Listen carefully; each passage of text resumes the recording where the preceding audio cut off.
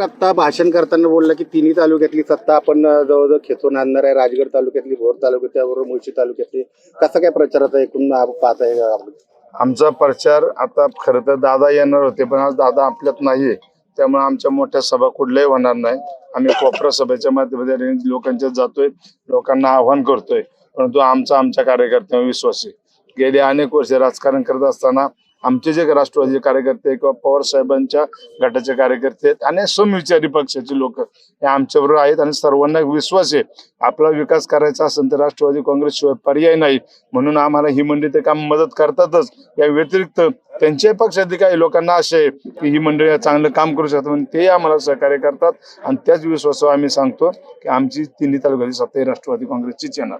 त्याचबरोबर तालुक्यात काही ठिकाणी आपल्याला बंडखोरी पाहायला मिळते. बंडखोरीचा फटका पक्षाला बसेल का, काय वाटतं आपल्याला? हो, बंडखोरी झालेली आहे. आम्ही शेवटच्या क्षणापर्यंत प्रयत्न करतोय. आमची बंडखोरी थांबली तर आम्हाला तिथं वन वे विजय मिळणार आहे, परंतु शेवट एक होणं त्यासाठी आम्ही प्रयत्न, आज रात्री चर्चा आली आमची, आज आम्ही दुपारी भेटून त्यावर निर्णय घेणार आहे. उतरवली आणि कार्यगानामध्ये प्रत्येक घराच्या समोर लिंबू आणि काही वस्तू ठेवल्या होत्या, त्यावर काय बोलणार? अहो, असं जर ह्यांनी जर विजय मिळणार असेल तर कशाला कोण प्रचार करीन? घरी बसूनच का मग बघतच नव्हते, असे मांत्रिकच निवडून येतील. कष्ट करायची गरजच नाही ना. आपण आता धनशक्ती विरुद्ध कार्यकर्ता अशी निवडणूक किंवा ही निवडणूक आहे असं म्हणलं, असं वाटतंय का आपल्याला की इथं काही ठिकाणी अशी धनशक्ती? 100% वाटतंय.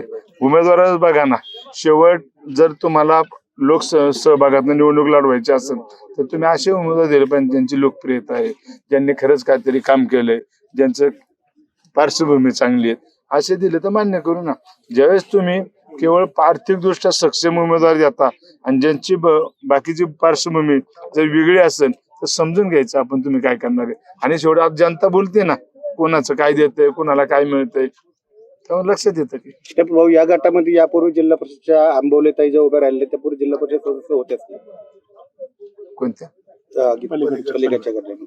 ठीक आहे ना. आता जरी असेल पण त्यावेळेसची परिस्थिती वेगळी, आजची परिस्थिती वेगळी. आज आपण पाहिलं तर खऱ्या अर्थाने विकास कुठल्या पद्धतीने होतोय, विकास कामं करणारी कोण लोक आहेत आणि मग बाकीची मंडळी बघा, सत्ता आज आम्हाला मिळलेली आहे, आम्ही चांगलं काम केलं तर उद्या लोक आम्हाला संधी देतील ना.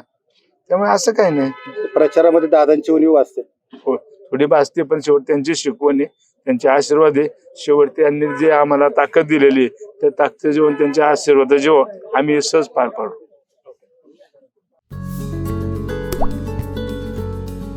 आता जोकासू STP या अत्याधुनिक जॅपनीज तंत्रज्ञानाने सुसज्ज, quick installation, energy efficient, noiseless blowers, low maintenance या आणि अशा वैशिष्ट्यांनी परिपूर्ण जोकासू STP तंत्रज्ञान प्रकल्प उभारणीपासून ते विक्री पश्चात समाधानकारक सेवा देणारी, भारताबरोबरच परदेशात देखील प्रकल्पांची यशस्वी उभारणी करणारी company Deccan water treatment private limited.